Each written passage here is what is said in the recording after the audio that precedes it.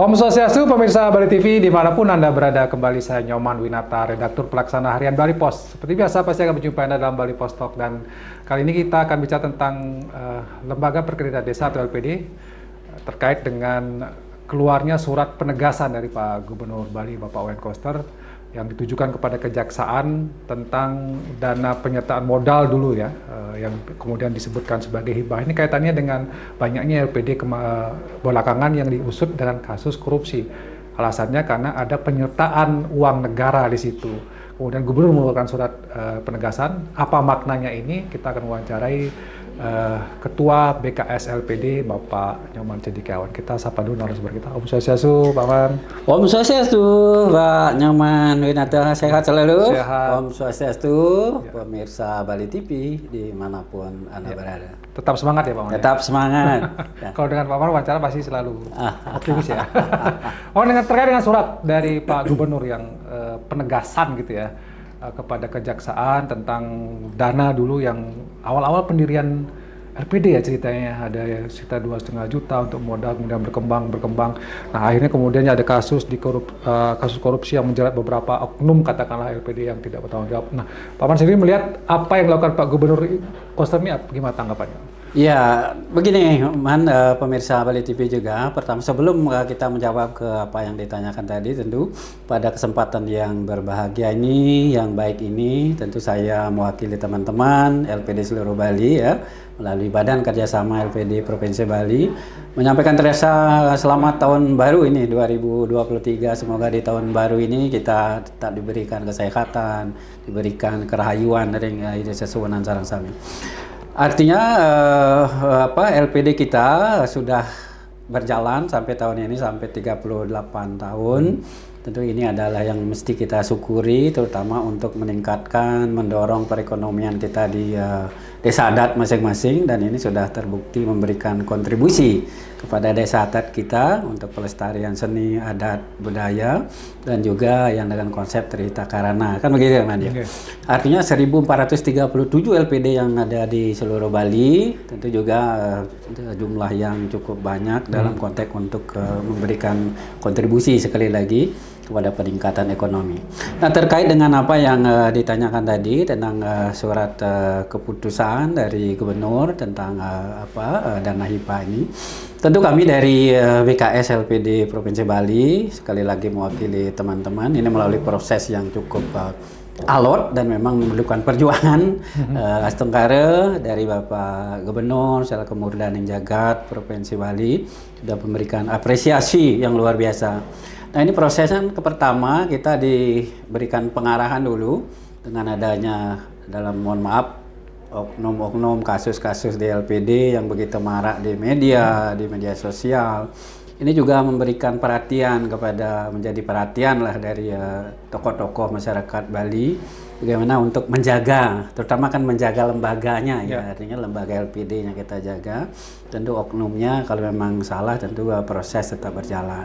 Nah, setelah melalui kajian, pertemuan dengan BKS, dengan tokoh masyarakat, melalui seminar-seminar, timbul artinya argumentasi bahwa dana modal awal LPD itu bukan penyertaan dari pemerintah. Ada juga dana itu merupakan hadiah, juga dialog desa, juga ada bantuan. Nah, untuk menyamakan persepsi itu, jadinya diarahkanlah seluruh LPD melalui desa adatnya untuk membuat surat permohonan bahwa untuk tidak terjadi kesimpang siuran agar dana itu menjadi bisa dimohonkan menjadi hibah. Setelah beberapa bulan tentu dan sudah semua teman-teman LPD di seluruh Bali melalui kabupaten kota ini dikoordinir benar ini oleh BKS, oleh LPD, dan ini prosesnya juga karena koordinasi kita bagus sampai provinsi, kabupaten, dan kecamatan, astengkara bisa cepat. Setelah permohonan itu dari desa adat untuk dijadikan hibah selesai, keluarlah SK per masing-masing, ada kelompok-kelompoknya di sana.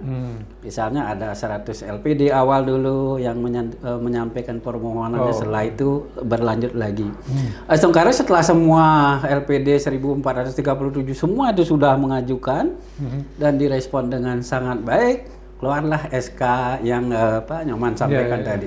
Sekali lagi kami mewakili teman-teman LPD melalui Badan Kerjasama LPD Provinsi Bali sangat mengapresiasi karena ini memang upaya untuk menjaga LPD kita tidak artinya katakanlah terlalu berlebihan lah dalam tanda petik untuk di media kan, terutama oknumnya. Nah, kita prinsipnya LPD ini kita harus tetap jaga karena terbukti sudah 38 tahun. Tetapi kalau memang ada ya pelanggaran, ada kesalahan dan sebagainya, tentu diharapkan sedini mungkin bisa diselesaikan dulu di desa adat. Gitu. Setelah itu baru ke tingkat yang lebih tinggi. Saya kira itu. Ya, itu artinya bahwa dengan surat yang dikeluarkan oleh Pak Gubernur ini diharapkan jika terjadi sesuatu yang katakanlah oknum tidak kemudian diusut dengan tipikor gitu ya Pak, dengan kasus korupsi gitu, karena sudah tidak ada uang negara di sana. Apakah itu makna dari surat itu sebenarnya? Saya kira itu.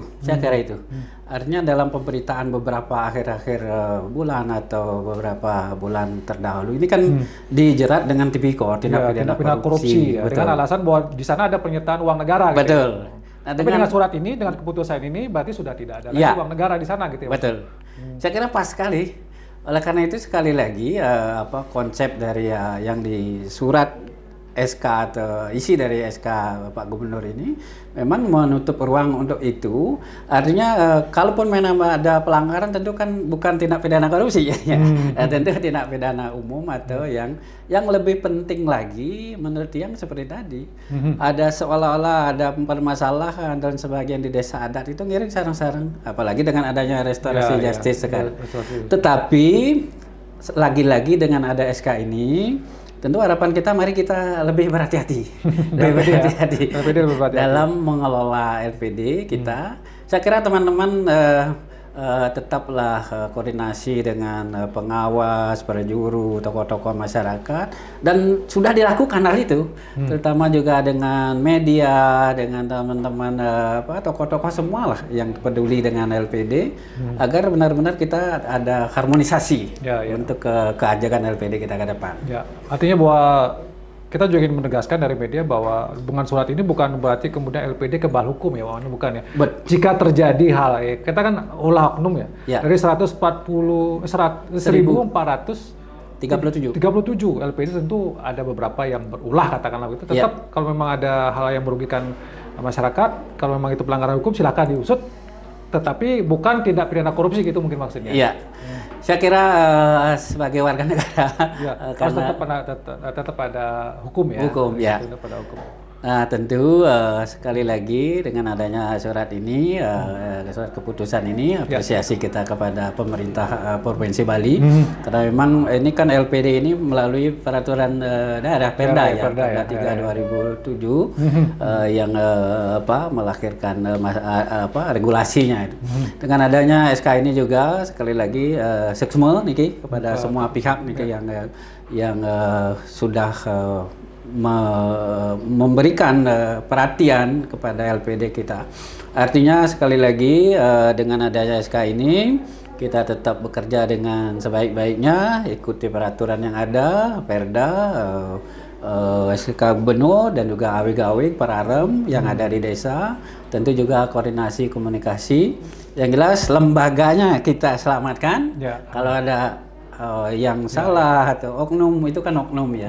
Mari kita sarang-sarang kita bina bersama-sama. Kalau kemudian mungkin ada masyarakat yang bertanyakan tentang peran dari BKS LPD dalam hal ini ke depan ya. Kan sebelumnya sudah ada beberapa, tentu kita akan mencegah supaya tidak terjadi lagi hal serupa. Apakah ada strategi khusus nanti ke depan dari BKS LPD untuk katakanlah agar tidak banyak lagi oknum-oknum pengurus LPD yang katakanlah merugikan ini kalau nama baik LPD juga. Terima kasih Man. Tentu strategi yang kita lakukan dengan dilantiknya kita pengurus BKS tahun 2022 sampai 2027 ini, kita pertama sudah melakukan pelantikan dan berjaya-jaya secara niskala. Tentu ini kan kita skala ya. Baru-baru ini kita di Pura Bangun Sakti di Besake melakukan berjaya-jaya. Selanjutnya dalam waktu dekat ini tentu kita akan mengadakan rapat kerja dan kita memposisikan bidang-bidang yang ada di struktur organisasi BKS ini. Bagaimana struktur yang ada di masing-masing bidang itu membuat program dengan anggaran tertentu sehingga semua berfungsi baik di bidang hukumnya, di bidang keagamaannya, di bidang sosialnya, di bidang teknis, di bidang pelatihannya. Ini benar-benar tetap kita akan koordinasikan sampai provinsi, kabupaten, dan kecamatan. Ini juga salah satu usaha kita untuk upaya kita, termasuk juga di bidang pendidikan, pelatihan hukum terutama, pendampingan hukum terutama, juga kerjasama dengan media dan lain sebagainya agar benar-benar harmonisasi koordinasinya ini manfaat kita dari BKS untuk teman-teman kita bisa kita tingkatkan Tenggara di tahun-tahun tahun baru dan tahun yang akan datang ini. Kalau sekarang kan sudah pandemi sudah mulai, gimana kabarnya LPD kita? Apakah sudah mulai ada geliat-geliat ini atau? Astaga. Dengan kita lihat dari perkembangan aset, kalau kita lihat per Desember 2022, dari Desember 2021 itu hampir 1 triliun lebih, terutama dari aset peningkatannya. Ini kan juga komponen bagian daripada indikator bahwa kepercayaan masyarakat itu sudah mulai untuk meningkat, untuk memanfaatkan jasanya, karena ini kan benar-benar milik desa adat, milik kerama adat untuk kerama adat. Dan ini mudah-mudahan bisa sekali lagi memberikan kontribusi manfaat yang besar untuk meningkatkan, mendorong perekonomian masyarakat adat. Apalagi sekarang kan ditunjang dengan IT, dengan IT, dengan QRIS, dengan ATM itu istilahnya sekarang kita regulasinya dan juga IT-nya untuk transformasi IT itu sudah dilakukan gitu. Nah, ini bagian juga dari seperti tadi ada di tim IT dari BKS untuk bagaimana mengejar sehingga dari lembaga keuangan lain juga kita tidak ketinggalan. Oke. Sebagai closing statement dari Paman Cendekiawan, harapan mungkin ya tetap LPD ke depan, bagaimana kemudian Kerama Bali juga. Kita sepakat tadi ya bahwa LPD ini lembaganya harus diselamatkan gitu ya. Iya. Karena peran pentingnya luar biasa sudah 38 tahun. Silakan, Bang. Ya, semeton Kerama Bali, terutama tokoh-tokoh masyarakat ring Bali, talar semeton titiang ring pengurus LPD seluruh Bali, karyawan sarang-sami, ngiring sarang-sarang kita ngayah bersama-sama untuk Kerama Bali melalui peningkatan ekonomi, mendorong kegiatan-kegiatan ekonomi produktif di desa adat. Mudah-mudahan apa yang kita lakukan bermanfaat untuk desa adat kita dan memberikan kontribusi terutama untuk pelestarian seni, adat, dan budaya yang berdasarkan dilandasi dengan agama Hindu kita. Semoga apa yang kita lakukan menjadi warisan untuk anak cucu kita ke depan.